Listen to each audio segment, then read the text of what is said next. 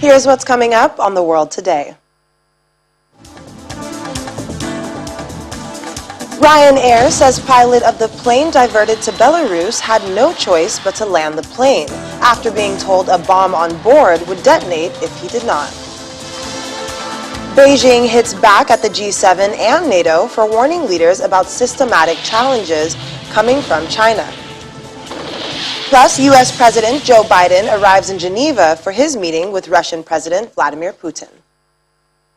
A warm welcome to our viewers here in Nigeria and around the world. And thanks for joining us. I'm Akaite Afia in Nigeria's commercial capital, Lagos. We're getting updates on the Ryanair flight that diverted to Minsk while en route to Lithuania. Ryanair boss Michael O'Leary says the pilot of the flight FR 4978, which was traveling from the Greek capital Athens to Vilnius in Lithuania on Sunday, May 23rd, was warned about a bomb on board that would detonate if he continued the flight to Lithuania. He said the pilot tried to seek advice from the airline, but was given false excuses that Ryanair was not answering the phone. He called it a premeditated breach of global aviation rules. Belarus has denied it was a forced landing. The purpose of the diversion, of course, was to arrest journalist Roman Portevich and his girlfriend Sofia Sapega after the plane landed in Minsk. Both remain in prison. The incident has drawn international condemnation from the EU, UK, and other Western nations. They have banned state carrier Belavia from their airports and ordered airlines to avoid Belarusian airspace. Mr. Michael O'Leary was addressing a British parliamentary committee of the series of events that led to the Ryanair flight diverting from its route. He does not support the ban on Belarusian airspace in the long term and has called on the international authorities to secure assurances from the country that there would be no repeat of the forced landing. We do not believe or support a kind of long-term ban of either European airlines overflying Belarus or banning Belarusian aircraft flying over the EU. This is not the way forward for international air travel. International air travel fundamentally depends on all airlines being allowed to freely overfly countries where the countries on all aviation authorities, air traffic controls, returning to what would be the normal protocols that have now operated since the Chicago Convention in 1945. We cannot have a situation whereby airlines, air travel, our customers and our citizens run the risk of being hijacked and diverted under false pretenses, but equally, far more of the UK citizens will be disrupted as a result of long-haul air flights between the UK and Asia, for example, now having to fly around Belarus and avoiding Belarusian airspace. This is not in our long-term interest as an industry or in our passengers' best interests. China has been strongly condemning the joint communique adopted by G7 leaders over the weekend, in which they mentioned issues involving China. The foreign ministry said it was strongly dissatisfied with and firmly opposed the accusation against the group. During a press conference earlier today, the ministry spokesman Zhao Lijian said the issues deliberately smeared China on issues related to Hong Kong, Xinjiang, Taiwan, and China's marine territory and interfered in China's internal affairs. He says the act seriously violated the purposes and principles of the UN Charter, which runs contrary to the trend of the times for peace. Development, cooperation, and mutual benefits, exposing the evil intentions of the United States and a few other countries to artificially create antagonisms and entanglements and widen differences and contradictions. He said multipolarity in the world and democracy in international relations is irresistible. The Chinese mission to the European Union has also rejected NATO's claims of presenting systemic challenges, calling it a slander on China's peaceful development and represents a continuation of the Cold War mentality and BLCO politics.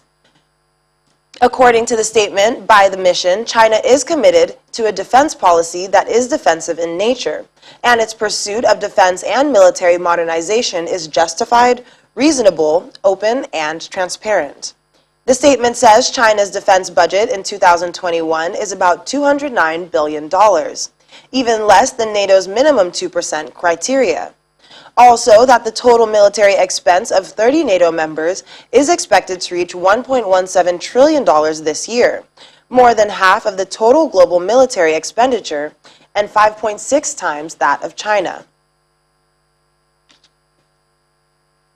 Former Permanent Secretary at the Nigerian Ministry of Foreign Affairs, Ambassador Joe Keshi, joins us now from Abuja. Ambassador, thank you for joining us, and we appreciate you pulling away a few minutes from the Euro 2020 match between Hungary and Portugal to speak with us. Thank you for having me. Of course. The Chinese government made an important point, I think, about the interference by G7 and NATO leaders in Chinese affairs. Much as these two countries want to feel good about themselves, they are very much doing the same thing they accuse China of in other countries, right? Well, right. You know, China was the big elephant in the room, and the Chinese were right in their comments that the age in which a few countries will decide the fate of the world has actually passed. And some of the accusations they levied against China, others could actually levy the same accusations against not just the G7 country, but a number of the developing countries. So, but you can understand the anxiety of the West about the growth of China. China is certainly posing a big threat to all these countries. And in a few years' time, China is going to become the #1 economy. And China is growing on all fronts and full speed as well. So you can actually sympathize with the West about their concerns, you know, with China, even though China was not at the conference. Well, is there a lesson NATO and G7 leaders are failing to learn from China's growth and development? No, certainly, but I think that they can learn more from history. You know, nations, empires grow and empires fall.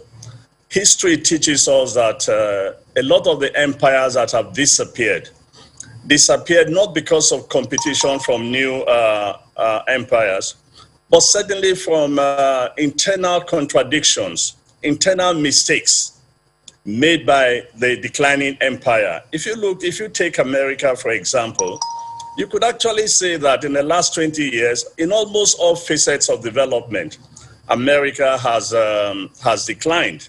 I mean, growing up in this part of the world, in those days, you look at the table of development, in almost everything, America was number one, even including sports. Today, in almost all facets of development, when you look at the indices, I'm not sure America is number one in anything. And that's what the president, Joe Biden, is saying, which the Republicans, you know, out of their own selfishness and behaving like African politicians, have failed to realize that they need to do a lot. They need to do a lot internally to rebuild America. And as Joe Biden will say, to make it better in order to face the competition that is coming from China. But look, there is no way they can stop the Chinese growth. This is the honest truth. Well, apart from the unanimous opinion on China that the leaders managed to secure during both summits, is it possible that their conclusion could backfire as more countries, especially in this part of the world, continue to look at China as a development partner? Followed the conference, you will see that not every participant at that conference was enthused by the declaration. In fact, while the Americans wanted a tougher, statement on Russia, the European Union wanted a more cooperative stance with Russia, which tells you that not just that there's a division, but they do realize that it's in their best interest, to find a way to cooperate with China, and that's what they need to do. Now, with regard to the developing countries, I've said this many times. The only way the Western world can actually have a lot of influence in the developing countries is to do what China is doing, is to give a lot of assistance, development aid to a number of developing countries to be able to pull themselves out of poverty and development. I know that some people quarrel about all these loans we are getting from China. But the truth is that as of today, it's only from China we can get so much loans, not from our traditional partners. So yes, there is a reason for them to be concerned. But in the developing world, our problem is not whether the Chinese and the Americans are quarreling. Our problem is to do our own development, and anybody that can assist us in our development process, we will gladly welcome.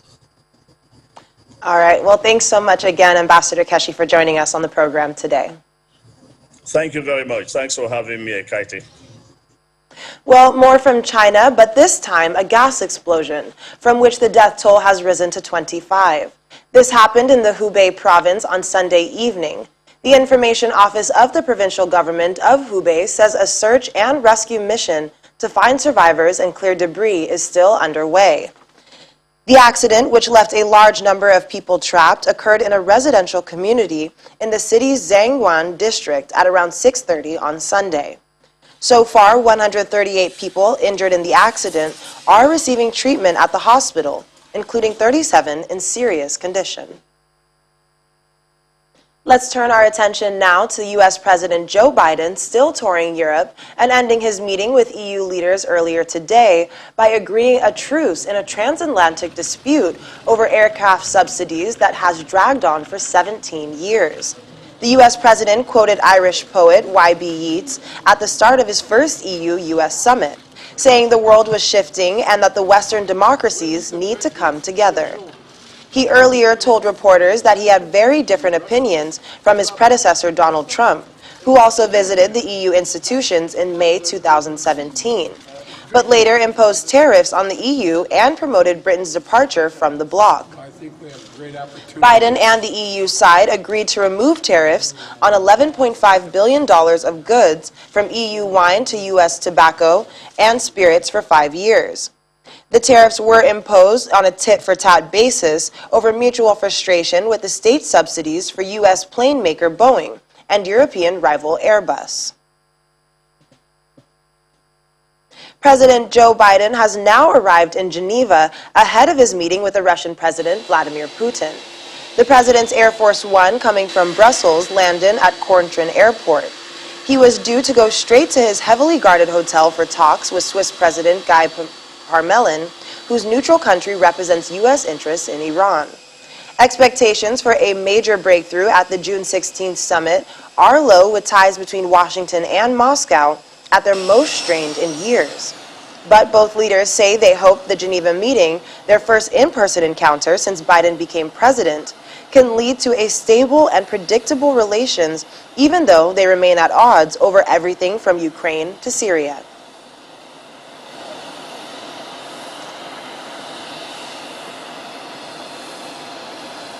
Well, we'll be speaking with our Washington correspondent, Maria Bird, after the break to talk more about this EU summit between Biden and President Vladimir Putin. But still to come on the program.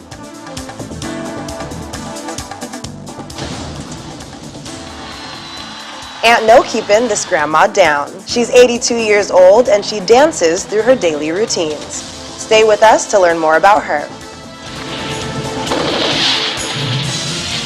Thanks for staying with us. As we mentioned before the break, President Joe Biden has now arrived in Geneva ahead of his meeting with Russian President Vladimir Putin. Our Washington correspondent, Maria Bird, has been following President Biden's Euro trip. She joins us now. Maria, Biden has called Putin a worthy adversary ahead of what is expected to be one of the most closely watched pieces of geopolitical theater this year. What will be the major focuses in their meeting in Geneva tomorrow? The main focuses will really be on, as you said, this worthy adversary, understanding that he's going to have a strong hold on being clear, especially as we dealt with several cyber attacks in the U.S., and many of them have been led to Russia. So one is security is going to be on the top of the list, and that is, basically the security as it relates to our cyber attacks that have occurred. We're also going to be hearing him talk a lot about, a strong hold, and he's not going to back down, but he's also not going to be focused on conflict. He's going to try to avoid conflict, despite the fact that he'll be very clear and strong on his words and what he expects from Russia and their relationship moving forward. He's going to be asking for potentially the swap of the prisoner, the jailed former U.S. Marine. The parents have asked that President Biden definitely discusses that, and so the hope is that that will be a part of the discussion, and potentially that young man will be released. And so there will be, several topics of discussion. It'll be a little different than what we've seen in the past, but it will be historic nonetheless.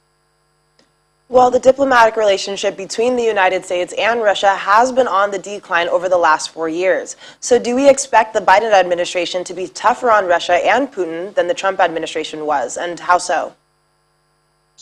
Yes, you're going to see a much tougher, communication. But again, we know that President Biden has always been a diplomat. He's always been one that has been focused on reducing the conflict, whether it's with other countries or even internally and domestically in the U.S. And so we'll definitely see a clear communication, but not one that is as aggressive. Now, we know that former President Trump, even in some areas said the intelligence of Russia was better than the U.S. So we will not see that type of communication. We will not see almost a camaraderie relationship that you potentially could have perceived from Putin and Trump in the past. You will see one that is trying to ensure the safety and security of the United States and to end any type of cyber attacks that have put a halt to the economic welfare of the U.S.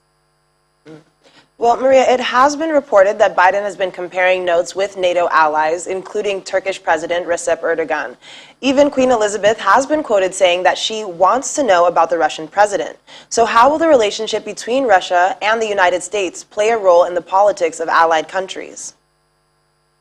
These relationships and these allies, and obviously it's been stated that President Biden went outside of typical decorum and releasing and having some of their conversation between him and Queen Elizabeth to be shared. And so it's clearly not only an issue and a challenge potentially for the U.S., but obviously the rest of the world and U.S. allies are very concerned about the Russian-U.S. relationship and what this might mean for the global community. And so I think that he is not only looking at the safety and security of the U.S., but also thinking about global welfare as he begins to have these conversations and prepares for the conversations with Putin.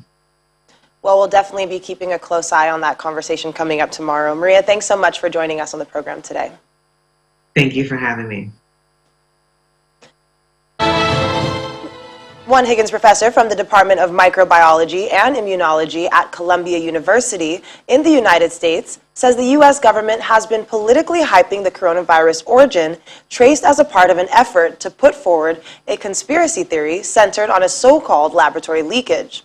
Professor Vincent Raccanello says there is no evidence to back up this idea.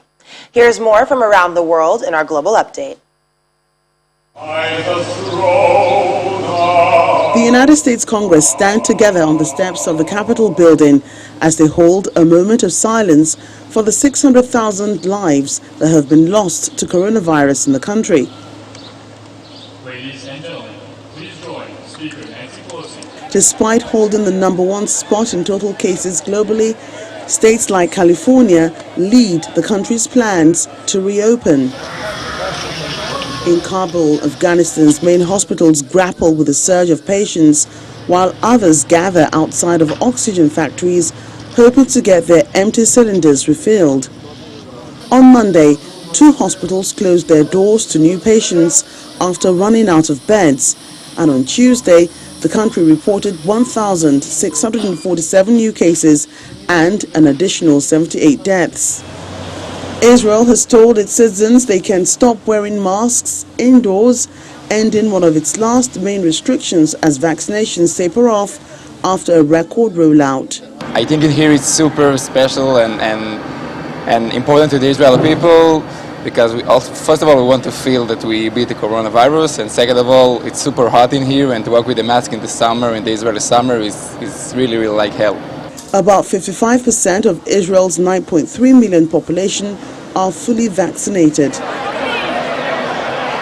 And finally, over in Europe, where Italians are rejoicing as a curfew was ditched for the first time in more than 7 months.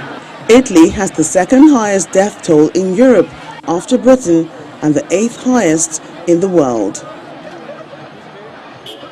Meanwhile, the World Health Organization has welcomed the G7 weekend pledge of 870 million COVID-19 vaccine doses, but says many more are needed and quickly. I welcome the support expressed by the G7 for WHO, the ACT Accelerator, and the idea of a treaty on pandemic preparedness and response. And I welcome the announcement that G7 countries will donate 870 million vaccine doses, primarily through COVAX. This is a big help, but we need more, and we need them faster.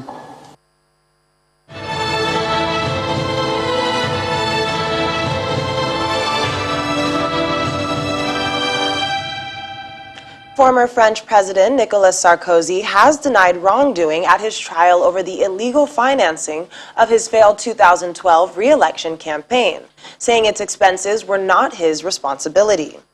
He told the court it had never been expected of his predecessors to scrutinize campaign bills. Prosecutors allege that Sarkozy's Conservative Party splurged nearly double the 22.5 million euros allowed under the electoral law on extravagant campaign rallies, then hired a friendly public relations agent to hide the cost. A defiant Sarkozy said in court he had not been involved in the logistics of his campaign for a second term as president, nor in how money was spent during the election run-up. 66-year-old Sarkozy said he was responsible for the political direction of his campaign, but not the organization of rallies, production of campaign materials, and payment of bills. At least 10 Army recruits have been killed in a suicide bomb attack at a military training camp in Somalia's capital, Mogadishu. Army officer Mohammed Adan says the bomber behind Tuesday's attack was disguised among recruits queuing up outside the General Debogan military camp. The detonated explosives were strapped to his waist during morning training when the explosion occurred. Officer Adan says the death toll could be higher and the injured people have been taken to Mogadishu's Medina hospital. Indian police on Monday worked tirelessly to save a 4-year-old boy who fell into a bore well in the northern Agra city. The child, called Shiva, got stuck into the 180 feet deep bore well while playing near his house. Assistant Commissioner of Police in Eastern Agra, Ashok Venkat, said oxygen was being provided to the boy, who was alive and healthy. Indian Army personnel, police, National Disaster Response Force personnel, and excavators were at the scene preparing the area for digging. The boy was eventually rescued after 8 hours and has been reunited with his family. Anna Berdnokivo is 82 years old, and she is no ordinary grandma. She is up tidying the yard and cleaning the stairwells while dancing. She draws inspiration from music she plays while doing her chores. In particular, she plays Soviet songs as well as tender melodies from old Indian movies. She says she can't help but dance when hearing one. Berdnikova's vivid personality as well as will to help did not go unnoticed as she became a local celebrity, taking pride in keeping her yard tidy and clean. Granny Anya says she accepts little donations for the work done, as people give her small amounts of money to thank her. The cash she receives, along with her pension, covers her modest needs.